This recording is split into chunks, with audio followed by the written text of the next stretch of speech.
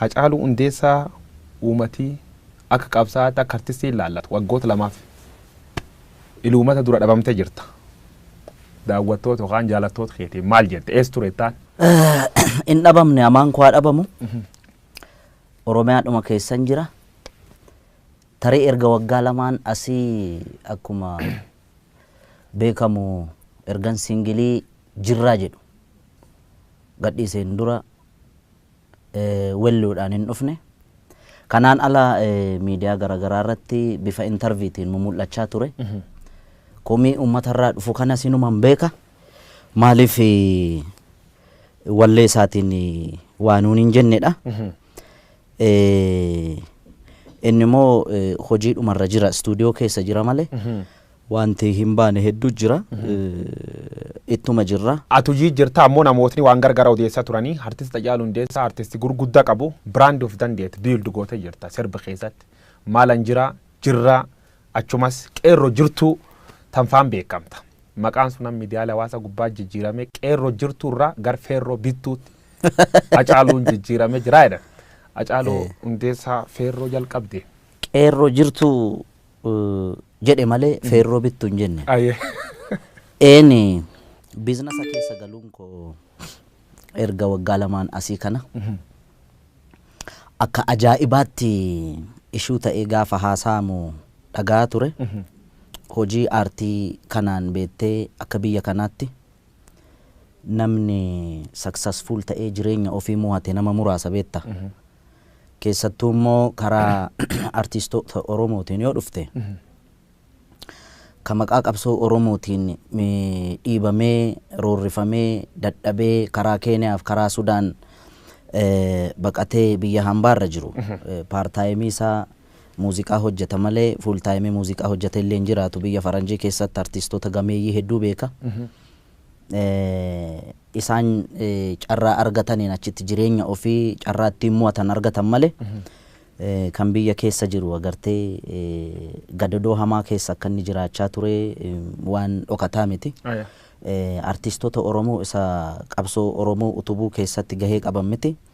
Warruma afaan ittiin sirban kun biyyattii kana keessatti carraa argatee sirni ture isaaniif opportunity garaagaraa uumeefillee industirii muuziqaa biyya kanaa keessatti akkaataa itti jireenya kee ittiin mootu kasii goosusuu miti. Kanaaf ani waa baay'ee argaa guddadhe waan ta'eef ani numaayyuu nama carraa qabu. Erga waggaa lamaan asii Oromoo waltaate jedhee yaadee ture beekta. Maaliif jennaan qabsaa'onni gameeyyiin ka biyya alaallee jiran ka biyya keessallee jiran waan amma dhufe kana qabsoo uummanni itti cichee waggaa arfan keessatti tokkummaadhaan jijjiirama fide kanarratti dhaabbileen Oromoollee hayyuun Oromoollee wal ta'e tokko ta'e Oromoo ceesisuuf deema jedhee gatee yaadee fi qilleensa jidduu kana keessatti maal hojjechuu qaba jedhee yaadeeni. Baankii Hojii Gamtaa Oromiyaa obbo Dirribee beektala. Nami sun nama seenaa qabu beekta. Nama Oromummaa isaa qabatamaan nama raawwatu. Isa dhaaduuf miti. Namni sun innaa wayyaaneen jirtu san koonsartii hojjechuu qaba jedhee ispoonsara gaafan gaafadhu. Abbootii qabeenyaa dabalatee dhaabbilee kaampaanii Oromoo amma maqaan dha'u baankii hedduu jira. Gaafan propozaala galchu guyyaa lammaffaatti warra qircaata keessa gaarbeejii keessa gatan beette sodaatanii jechuudha. Inni garuu yoo hidhame illee nan hidhama. Meeqa barbaaddaa naan jedhe amma dandeessu ispoonsara na godhin jedheen. Obbo Dirribeen miliyoona 2 walakkaa naa eeyyame yoo hidhame illee nan hidhama jedhee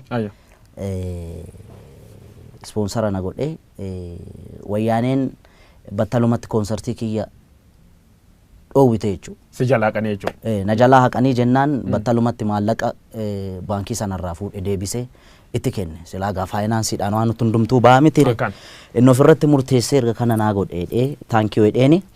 Nama sana amma yeroo lammaffaa marroo lammaffaadhaaf hojiitti seenuu barbaada. Maallaqaan of harkaa qabu waan hojiitti na seensisuu miti. Maalla gargaarta baankiin kun akka naa liqeessu barbaada. Maal hojjechuu barbaada? Impoortii hojjechuu barbaada. Impoortii keessa maal? Sibiila fiduu barbaada. Constructioniin biyyattiin gaagaa constructionii irra heddummaatti Akan. yoo sana keessa seenee hojjedhee dheeni ofii isaatii wabii ta'e kolaataraala tokko malee ammallee yeroo lammaffaaf sababa kiyyaan riiskii fudhate Ayya. namni sun miiliyoona 10 liqeesse. Birri miiliyoona 10 asirra liqeeffattee jechuudha. Haa taatuuti ammoo namoonni tokko tokko maal jechuu jiran. Hacaaluu Hundeessaa birri miiliyoona 20 mootummaan Dr. Abiy Ahmad yookaan paartiin Biltsiginnaa kennitee fi birri sun fudhachuuf Hacaaluu Hundeessaa agriimantii san mallatteessan akka jedhanitti birri suniin fudhattee ittiin in callista birri suniin qabsoo keessatti sirba gahee tan ta'e qabaatu. Abba Guyyoo. Birriin gurgurtee jedhan kanaafuu acee waa butattee jirta. Keessa namaan beektu keessa qabuteen namaa kenniteedhaan beekta. Otoo maallaqa akkasiiti wayyaanee nuu kenniti bar maa qarree du'aarra deemnaare. Amma sana kan qarree du'aarra deemee riiskii amma sanaa fudhachaa ture sana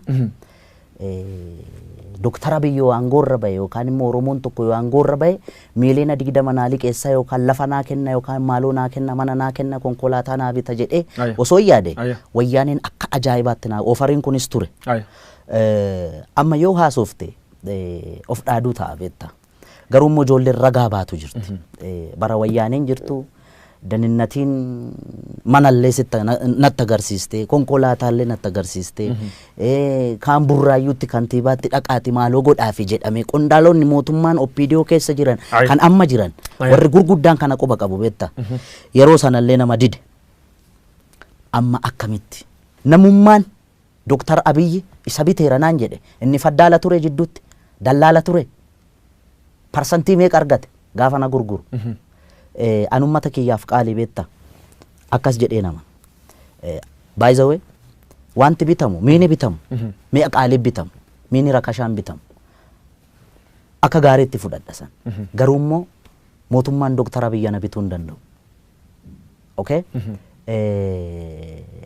Yookaan OPDO dhaabni kamu yoo sammuun kiyya na ajaje malee Biltsiginnaa jedhe dhaaba Oromoo warra mormu kamiyyuu keessa jedhe namni tokkoon yoo fedhiin Hacaaluu yoo keessi Hacaaluu murteeffate tole jedhe malee asiin miti asiin na murtaa. Keessa Hacaaluu tol jedhe.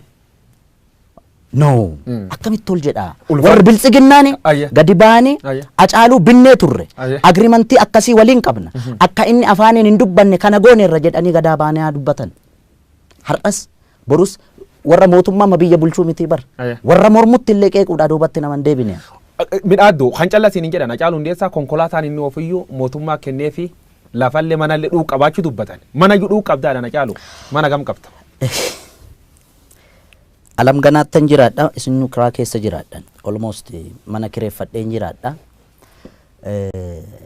garuu ijaarrachuun koon yoo rabbi jedhe. Agamma man hin qabdu. Mana hin qabu. Konkolaataan kan ka'u.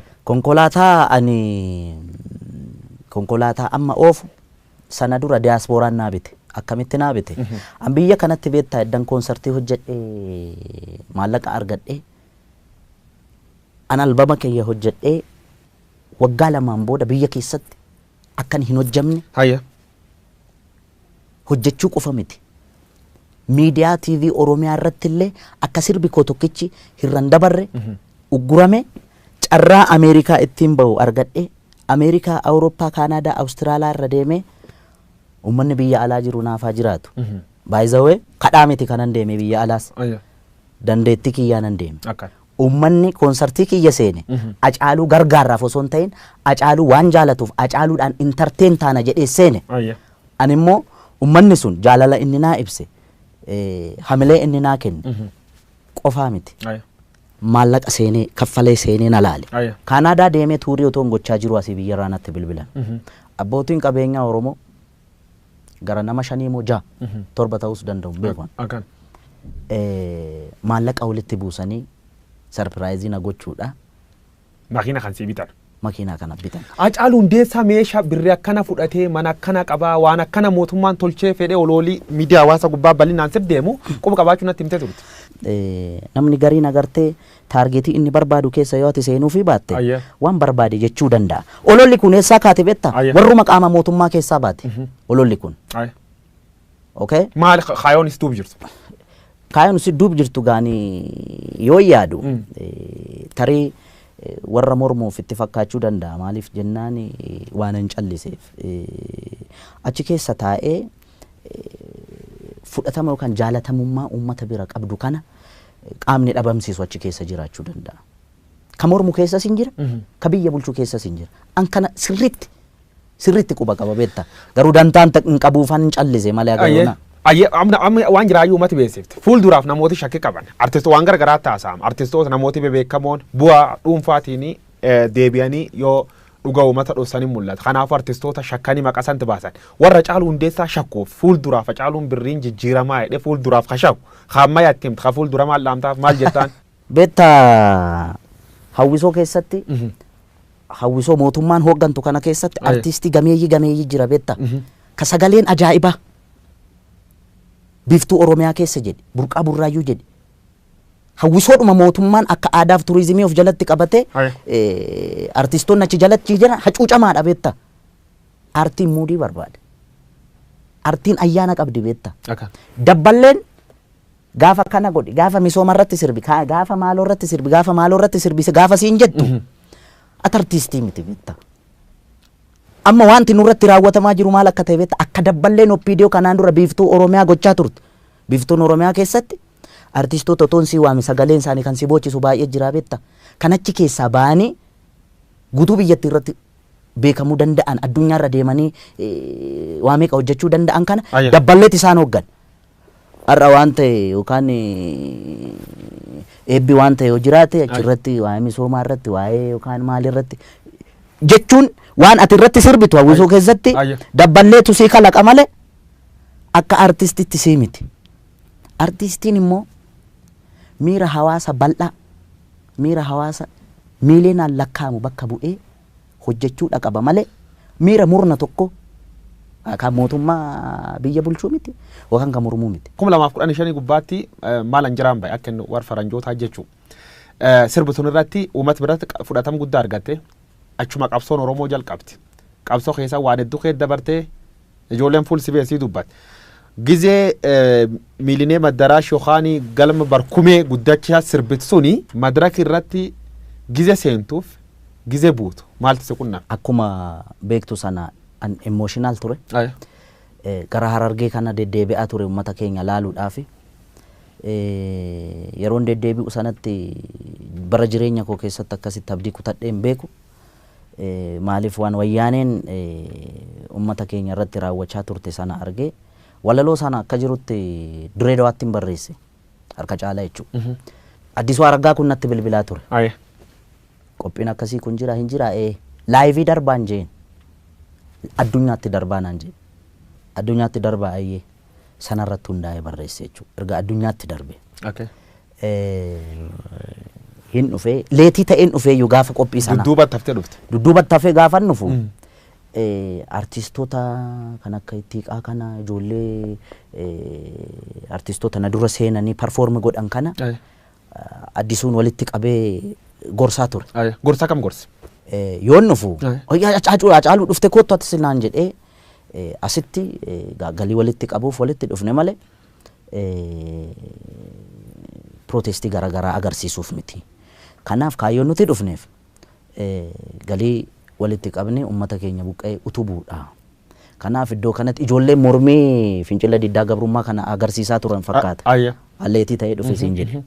Hayyee rakkoon hin jiru hin jedheen. San booda annan seene maaliif akkuma dura siin jedhe sana waanan sirbu. Waanan sirbu guyyoo waariyoo yookaan dabballee mootummaa yookaan miti mootummaa inni joo waan akkasii miti kan naa filatu ana. Ergaa Hacaaluu waltajjii irratti dabarsu san qaamni hin barbaanne yoo jiraate Hacaaluu waamuu dhiisu. Erga dhufe garuu Hacaaluu waan gochuu qabu Hacaaluu qofaaf dhiisu. Waan akkana sirbidhanii sitti man isaan?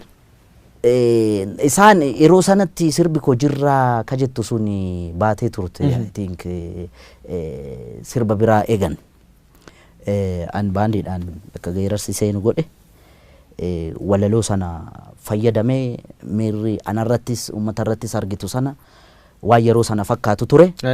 Yoo sana emotional ta'anii namoonni sintineedhaan ibsaan addaan citee security'n backstage natti marsee sana booda Shimallis dhufee ofitti naqabe. Addisuun dhufee innaa waltajjii irra baatu ati maraattaa hinaan jedhe namni rifateera. Ayya. Shimallis ofitti naqabe erga goote bagatti cabsite naan jedhe. San booda suutuma suuta warra ijoollee suufii uffattu kun meeshaa shuguxii qabatanii baaksteejiin natti raran. Natti marsanii kana booda nutu si fudhatee deema rakkoo jiru wajjin jirtaa jedhan. Rakkoon jiraatee hin jiraanne handantaa kiyyaan turre yeroo sanatti. Baay'ee dhiphatanii konkolaataa kan kee fudhattee deemuu hin dandeessu jedhan. Baaksteejii karaa ittiin baatu Miiliineem Addaarash gaafa deemu namoonni qawwee qaqqabatanii dhaabbatan arge waraana. Federaalirraa? Federaalirraa. San booda nama Toofiq jedhamu amma pirootokola muummicha ministeeraa ta'u beeku. Inni yeroo sana ijoollee amma gaardota sana mucaa hoogganaa ture fakkaata. Akkasitti jarri gaa akka dabarsanii na kennan bilbilaan rakkisaa akka turan qaama amma jijjiirama kana hoogganaa jiru kana yeroo sanatti aangoo irrattis ol hin baane agartee yeroo sana yeroo hamaa ture yeroo riskii ture.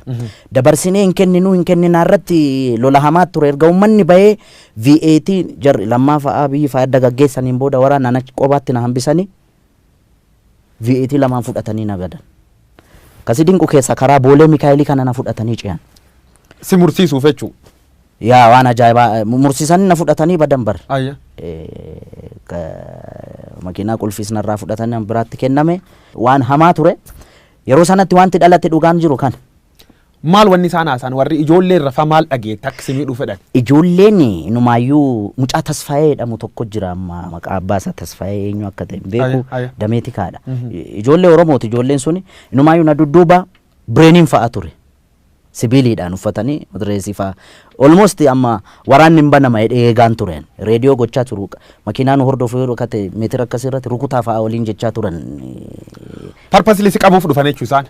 Isaan na qabu maammaa dhufan jaratu kennuu dide. Good. Hojii hojjettu sun fakkeenyaaf madaraka irra cabsitee waan akkasii sun live irra dabarsu keeteef riskii sun fudhattee jirtu. Riskii sun itti gaabbitaa fakkeenyaaf. Ittiin gaabbi. Riskii ani yeroo jalqabaaf miti kanan fudhadhee inni sun hamaa ture.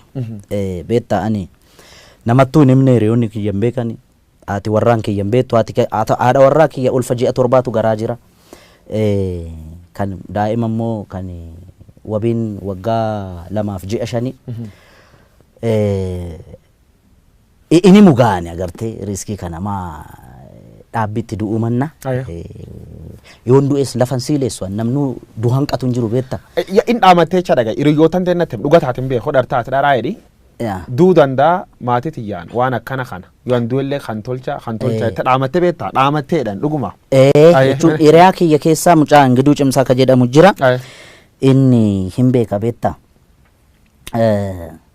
Jechuun akkuma qoosaa godhee ittime. Waan ani akkuma siin jedhe sana biyya alaa kana deddeebi'ee hojjedhee dhufe kana manatti ijaara jedhee lafa bibbite tokko jira. Alaqa kiyyaan. Isaan yoo wanta akkasii uumame just kana godheedhee qaama kiyya dhiqadhee rifeensa ofirraa ciree qaama kiyya guutuu dhiqadhee dhufe. Agartee milkaa'es gala jettee yaaddu gaa. Kun ta'e haa ta'uu baate riskii ani gaafan fudhadhu ofittuun himu. Namuu kutannoo hamaa keessa ture waan ta'eef yeroo gaarii carra qabeessas waan an ta'eef malee nan nyaatama ture. Nyaatamte turte yaayyuu baafatti. Jijjiiramiin dhufee Abiyyi Ahmad faana angootti hin dhufan. Atammoo haasawa irratti bilisoomni jedhee Hacaaluu Hundeessaadhaan si duula turan. Hacaaluu Oromoo isaati amma bilisoome gabaabsinaa deebis. An bilisoome hin jenne. Bilisoomne miti hin jedhe. Kanaan duras intervii Dajanee faana haasofne irratti dubbadheera. Mooneerra. Eenyuun TPLFin mooneerra amantus amanuu baattus. Daninnatiin wayyaanee Finfinneerra makiinaan ani oofu taargaa wal fakkaatu silvarii kalarii wal fakkaatu faana na hordoftee sadii taate tamboo dhufte. Komishinar Dachaasaa Bitimaa amma komishinar jeneraal mangaagaa wayyaanee keessaa kan na baase isa. Otoo na qaban yeroo sanatti hidhaattuu nan geessan. I'm sure. Dachaasaa Bitimaa komishinar Dachaasaa Bitimaa yeroo san magaalaa Amboo keessatti isa ture. Jara kana qabe. Ka qabe Daninnatoonni kun alaabaa baa'oo qabatanii boru akka jeequmsi ka'u waraqaa barreeffame maanfileetii qabatanii kaan hin facaasa halkan walakkaa kaan alaabaa baa bilisummaa Oromoo fannisa kaan footoo kaasa taargaa makiinaa fi jara yoo kana qabamte barsana Muktaar Kaditoo bulchaa ture Oromiyaa kan qabamte asii seetaappii mootummaan naannoo Oromiyaas hin beeka daninnatichi hin beeka gad ergee ana ukkaamsuuf jennaani jara qabee ukkaamsee mana dhaaka'e amante jarre gadhiisii hin gadhiisuu irratti waraana hamaatu ture yoo sana OMN illee gabaasee ture waan kana beekta yeroo hamaa hammaataa ture jechuudha yeroo sun nama akkasiin kun fi kan kana fakkaatan warra harka nurra qabaa turan fa'aatu jira beekta walumaa galatti warra akkasiin jira akka waliigalaa akka fudhannu Oromoon saate amma tana cunqurs bar wayyaanii kee jirtirra waan gooma argatuma cunqursii agammanuu jirete cunqursan mallee hin jira Oromoo cunqursaa jira kun jala sararame beekuu qaba okay Dr. Abiy Ahmed gaaffii Oromoon deebisne waan tokko saayikooloojii Oromoon eegne waan tokko miidhama Oromoo irratti hundaa'ee fedhiif dantaa Oromoo hin eegsisne waan tokko inni Oromoo miti waan biraati Daawud Ibsaan jaal Daawud Ibsaan bara hooggansasaa addi bilisummaa uummata Oromoo waggaa 10 fi 15 keessatti lolee lolchiise Finfinneen geenye waan tokko hooggansa adda bilisummaa Oromoo 4 kiiloon seenne waan tokko jaal Daawud Ibsaa nama qabsoo Oromoo keessatti umurii isaa fixeen garuu Fireew Maashoo Gidee jedhanii Tigiree gochuu waan bira Balaa Zallaqaan Oromoodha jenneen nuti nafxanyaa faana kokkee wal qabna isa Oromoo keessaa ba'e in gadi ba'ee an Oromoo miti yoo jedhe okay namnumti wikinasii guyyoo waaree irratti arge inni Oromoo miti namni jedhu sun inni Oromoo ta'uusaa maaliin nu ibsa DNA isa kam sartifikeetii isa kam fuuldura nu qabeetu inni Oromoo ta'a walumaa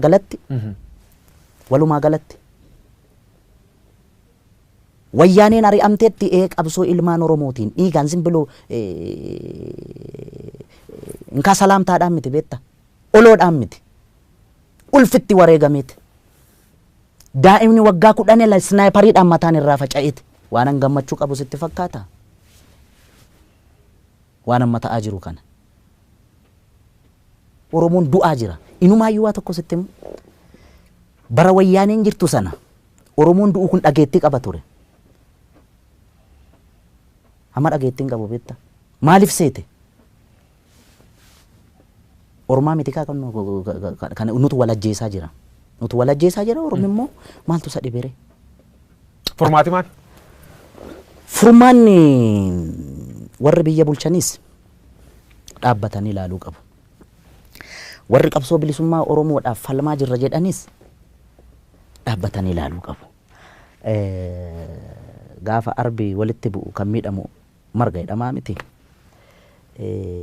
wanti isaan beekuu qaban awwallaalummaa kiyyaan laale yoon illee badii qabaadhe naa of kalchan awwallaala nama baranne illee nama barnootaan fagoon deemne ogummaa rabbinaa kenneen ummata kiyya biratti jaalalaaf kabaja argadhe malee an beekaa ta'ee miti kan isaan gorsu isaan warra na dhalchan warra daandii natti agarsiisan warra wareegaman warra aarsaa meeqa kaffalanii na dura waa meeqa ta'anii beekan garuu aga wallaalummaa kiyyaatti waan naa galte tokko kan kolfaan hin godhina ama wanti jiru maal akka ta'e beektaa guyyo xiiqii walitti qabate namu akka walitti dhiyeenyaatti wal ijaare tokkummaan inni waggaa 4 keessatti wareegama nama 5,000 olitti wareegne dhufeen kun bishaan dhuguu jira almost zerotti deebi'aa jira beektaa garan ka deebinu dhiyoo tana gaafiif deebii IBS irra gootirra Hacaaluu Hundeessaa mallee waan dhibi dubbatee OBS irra gootirra artistoota waliin warra Maqalee dhaqu marii Maqalee akka completely fudhanne dubbattee turte wanni sun ammoo har'allee fudhan mootummaalleen dhaqeedhaan amma haasa'uu jiran maal jettaa waan Maqalee kanarratti argeera beektaa ani Profeesar Isqeel Gabbisaa fi Baqqeeyyi nama ani isaan arrabsuudhaaf miti nama deebiitti deebisuu danda'uudhaaf nama hamilee qabu miti beektaa. Nama akka malee jaaladhullee nama akka malee kabajullee dhugaa dhiigalmaan Oromootiin yoon dhugaa haasa'e gaafa waan kana haasa'u sammuu kiyyatti isaanuu yaadadhee miti.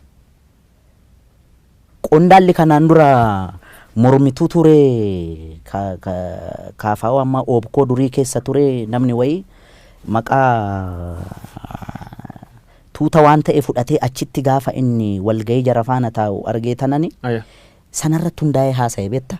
Otuma immoo baqqeenuu deeme piroofeesaruu deeme fudhataman qabu na biratti jaawaaruu yoo deeme maaliif naan jedhe tarii wallaalummaa kiyyarra madda ta'a garuu ammallee jarri nama gumaati Oromoo waliin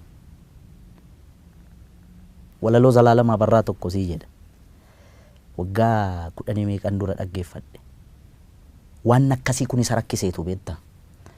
Akkamittiin caalee akkamittiin gurbaana dhaga'uu diddaa jedhe caalii sanyii dhiiraa caalii sanyii guddaa kan dur lammiin kee ajjeesee dibatee tufeen arraabne gafarsaan gaditti saawwaatti lakkaa'e yeroo yoo argatu raadiyoon sii waadee qawween sii akaa'e ammam lammii keetiin walii galtee diddee mana gumaalitti almahaa jedheetu afaan kottaafu kan shan ta'ee dhufu jedhe.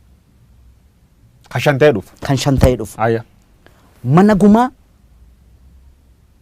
lixuun akka sirna gadaatti akka namni qaamni irraa du'e tokkotti isaantu sin ajjeesneerra waggaa 27 kallattiidhaanis alkallattiidhaanis isin ajjeesneerra isin miineerra isin saamneerra Oromoo biyya abbaa keessan irratti akkasin gooneerra nu of kalchaa jedhanii qeeshiif sheekii nutti erganii gara fuulduraatti akkaataatti waliin buluu dandeenyu kanarratti kan Oromoo gaafatan isaan malee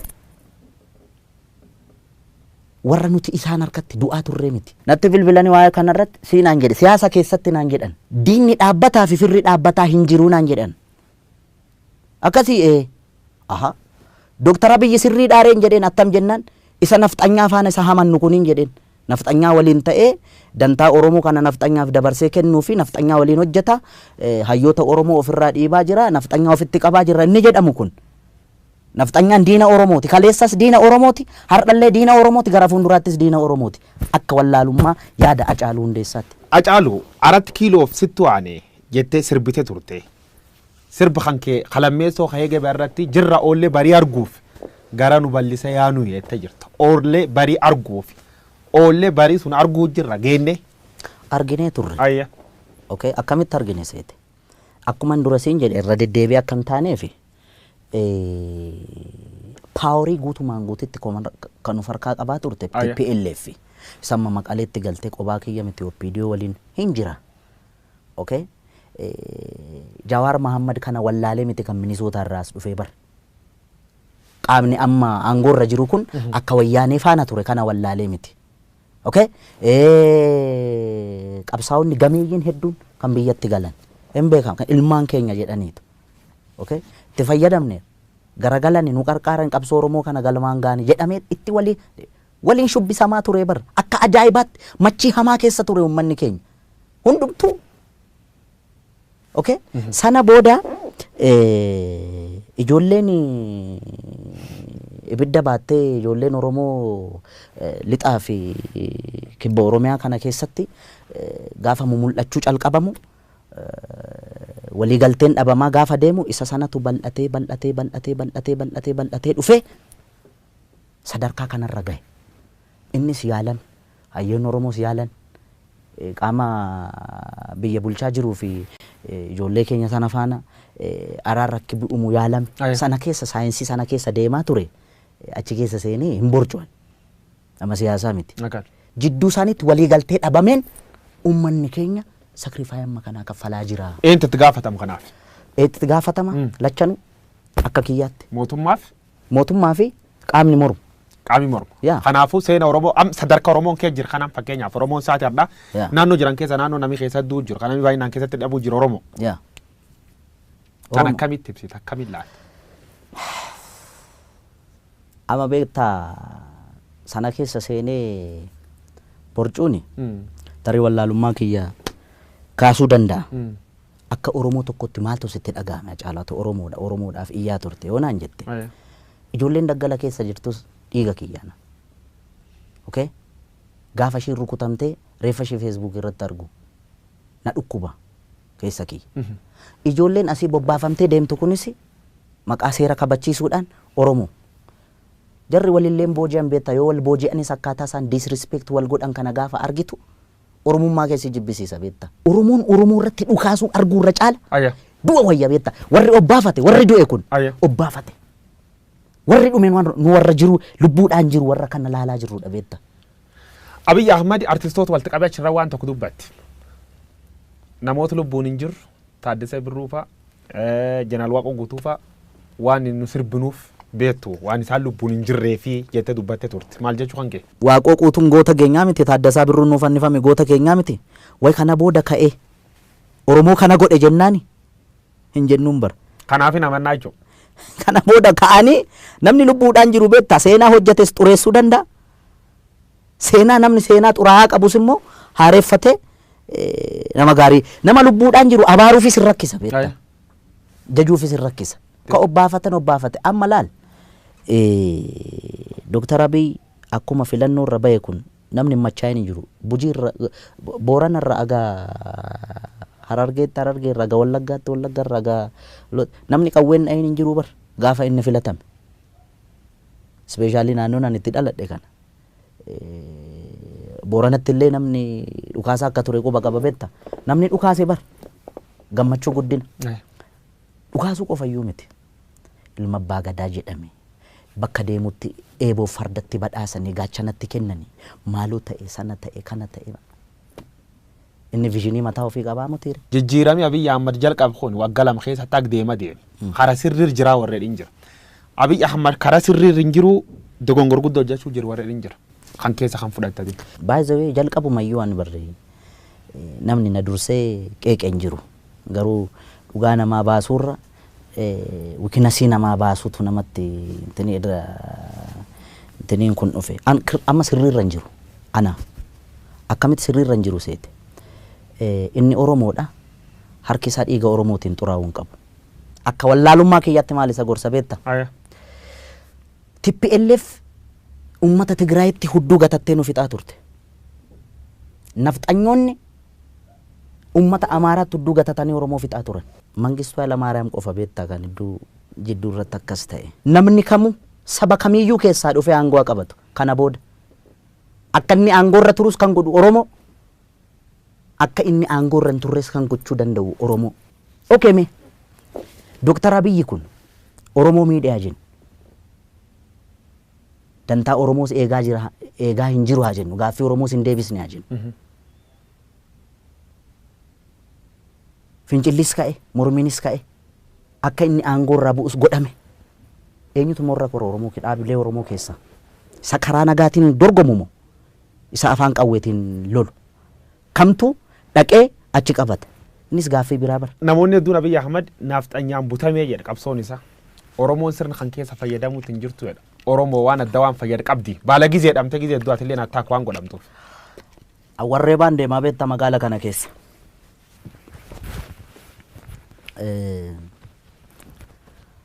Jira wanti inni fayyadame. Abaarsa nafxanyaa fayyadameera. Inni mormoo maal gochuu qaba ture? Akkam gochuu qaba ture?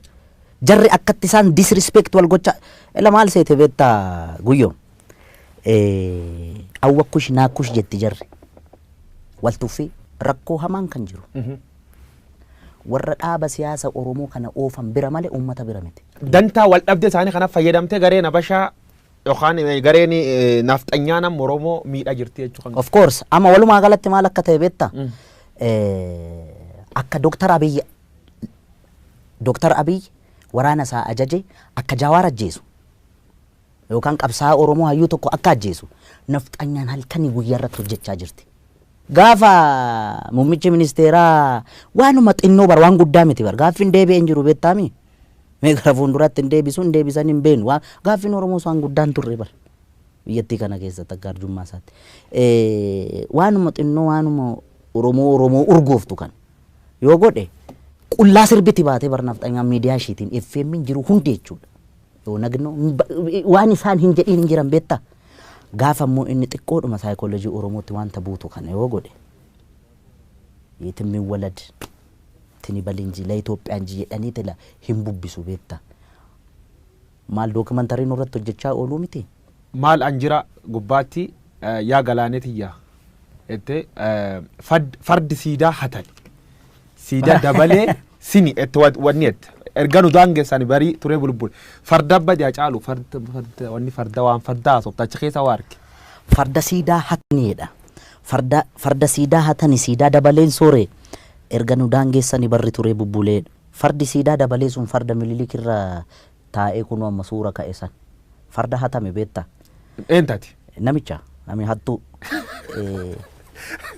humnaan qotee bulaarraa fudhate beetta ijoollee arsadi promotion ka jedhaman bolaa sadan tokko jira siisaay bulbulaa waggaa 8 dura sochii hamaa gaggeessaa turan kitaaba isaan barreessan irratti arge beette siidaa dabaleen kun nama galaan farda isaa kaalchoo fi garbuu qallabaa ture gorroo jalatti Oromoon sangaa fardaa isaa maal godha beetta guyyaatti yeroo lama dhiiqa beeke naannoo keenyatti nuti farda goojeedhaaf lolaaf itti qophoofsitu kan leenji'amu garbuu nyaata gorroo jala hidhame namichi kun gaafa farda taphatu beekamaa ta'e odeensi qaba beetta akka kitaaba sanarra jedhutti seenaani gorgisitu taabonni wayiin baay'edhan as birbirsa gooroo kanatti nami kun maqaa qaba siidaa dabaleen kun namicha bira qaqqabe fakkaa namiliki bira odeeffannoo miliki biga waa maatiin haa taphatu jedhame inni farda isaa miicee maaloo jedhee bareechee galaan irraa sakaraa dhufe beetta sakaraa dhufe goojii irra mul'atee na dhadha'u kana argee nugusni taa'ee argaa ture harkaa fuudhaa jedheen irraa bute beetta waameetu farda akkasii kun mootiif malee nama teebula akka keetiif hin ta'u isa jedhanii nu abaaran sana jettaa mire jedheeni harkaa fuudhee siidaa dabaleen boo'aa deeme kanaaf gaafa amma farda kana laalu nanaara beetta farda hatame farda nu jalaa hatame kanarra taa'anii hin qaanofneen nama qaanessiteedha inumaayyuu immoo suura kaa'anii cimaanii dhaloonni kun waa'ee farda kanaa gaafachuu qaba barbaachisaa taanaan beetta fardi abbaa qaba beetta war miliki leellisu ka fardi kasaati jedhu maal jettaan fardi kasaati inni fardumi isaatiin dhufeen no inni calqaba harree yaabbatee dhufe gara Oromiyaa gaafa seenu seenaa jedhaa bara caaluu miti kan jedhu seenaan immoo rirmi nyaatu beetta seenaan seenaadha okay yaabbii fardaa isatti beekanni amma waa'ee Adwaa faana wal qabate warri lole kun tuulama kana fardaan dhaqee dhukkee irraa kaase minni yaa'u wotoorra ka'ee danda'a yookaan qabaniif ittiin deema ta'an beekamu ammas bari ijoolleen gaafa fakkeessitu siidaa isaa bukkeetti gaafa Adwaan kabajamu ijoolleen jijjirti farda jalatti qabanii kan diddeemu sangaa farda si jalatti hin qaban yoo yaabbii dandeessedha kan yaabbatu namoonni siidaan kun kajiganii jedha siidaan kun yoo jig fardi akka fardi ka Oromoo fardi kan Oromoodha akkam tolcha farda akkamitti jigama akkam tolcha kajige yoo inni isaarraa jigsan malee okay ga inni walumaa galattan fardi abbaaf deebi'uu qaba inni dhaloonni hin deeffata baay'ee anaaf sirratti hin ta'in malee inni waan hin oolle beetta waan amma Ameerikaa kana keessatti ta'aa jiru beettaami akan biyya qaroomte biyya guddatte yakkamaa beeke akan Minilikitiif yakkamaa moo oh my god ani inni gaara reeffaa miiramma ekeraadhanni jechuun seenaa rirmi nyaatu siin jedheera seenaan immoo dhugaa kan sobaa jedhu kan dhugaa jechuun akkamitti namni kana na godheera jedhee sobaan si himata nama lubbuudhaan hin jirre aannolee irratti kana godheera calanqoo irratti kana godheera gaafa jedhamu aboo bara sana inni barkanaan mallatteessa jedhan warri harkaan mallatteessu warri maastarsaa fi digirii fi PhD qabu baran mallee ulfajjeesaa jira beektami inni bar sanatti doofummaa sanaan harma yoo mure harka yoo mure maal intini gaa doofaa waan ta'eef miti qotee bulaarraa kan farda hatu kan farda saam walumaa galatti yakkama hama yakkamaa beeta mangisti kee keettee Oromoon lolti. Wanni isa khasiidaan isa beeta mangisti kan palaasii mootummaa kee taasuun akkamitti ilaaltate? Maltee fi wanni sun. Rifadheeraan. Maaliif seete tokkoffaa ekeraa achi keessatti yaadannoo ekeraayyuu gochuun sirrii miti nama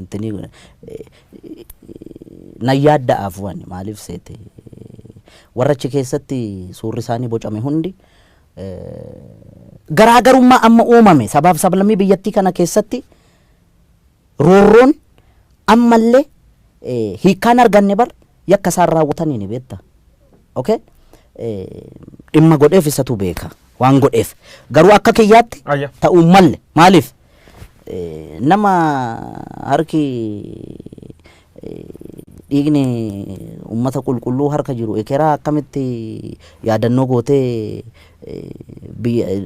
mana kee qarqara goota hin ta'u inni akka kiyyaatti gaa kun sii gale. Dhubirratti saatiin qabnu waan deemuu jirtu fariifachuu jirra. Namootni hedduun agammaa keessumaa warri sirnaaf xinyaa leellisan Atseen Minilik difend godhu namichi kunini nama Itoophiyaa holy war waraanni inni Oromoo irra godhu waraan qulqullootaa jedhanii warri yaadiin jira. Kanaaf deebiin kee maal? Qaamni miidhame immoo holy revenge jechuu danda'a beektaa. Isaan sirrii miti. An kannaan galle silaa'oo isaan nabiyyii miti yookaan isaa Iyyesuusii miti. Namumaa miti. Ummanni yakki irratti raawwatame yakkamtoota jedhee malee sabni isaa lafarraa dhumuu qabaa hin jenne bar ummanni Oromoo yakkamtoota yaa amma laal biyya faranjii kanatti gurraachannaa luka dhiqan argiteetta warri adiinam maal beeku abbootii isaanii yakka sana dalaga miti qaroomuun akkasii beeka wallaalummaatti itti taphataa bar. Odeeffannoo jajjabduu dhagaye dhoksatante jechuun nama mormatiin ragaa waan qabuuf jechuu qiyya. Hacaaluu Hundeessaa jirraa maalan jirraa amma immoo ees jirti sirbeer qopheesse obba'uu jiraa jedhan. Istuudiyoo kee jiraachuu iyyuu qub qaba. Mormatiin. Ati na basaasta jechuudha. Sin basaas dhugamoodhaan tan callaa wani naa jedhe. Dhugamoodhaan. Dhuga. Garuu hin baane sirboota hedduu hojjechaa jira. Rakkoon qabu waan ka'uu hundaaf kadeebii ta'uu hedduu jira. Guyyaan itti bahu gaa hin baha gaafa bahu. Istuudiyoo keessa dhaqxee kan hojii hojjechaa jiru yoo quba qabaatte. Akka biltsiginnaa birrii naan kennin akkamitti quba dhabde kanan qulqulleeffanne. Hacaaluu Hundeessaa boonsaa dhumirratti loqoda hangafa Oromoo kana jaaladha beektaa ka booranni ittiin haasa'u afaan kana baay'ee jaaladha. Inni biraan akkaataa itti dhiyeessitullee bareeda. Wanti hojjetamuu qabu karaa gama miidiyaa keenya miidiyaa afaan Oromootiin banaman hundi isaanii otoo tokkummaa Oromoo irratti tokkummaa ishii TPLF ittiin xiqqoo goone sanarratti otoo hojjetame. Ulfaadhi galatoomii Hacaaluu Hundeessaa dhumirratti addaan ba'uun dura sirbi tokko nu affeerte addaan baana. Sirba Hacaaluun nu affeer dhageen.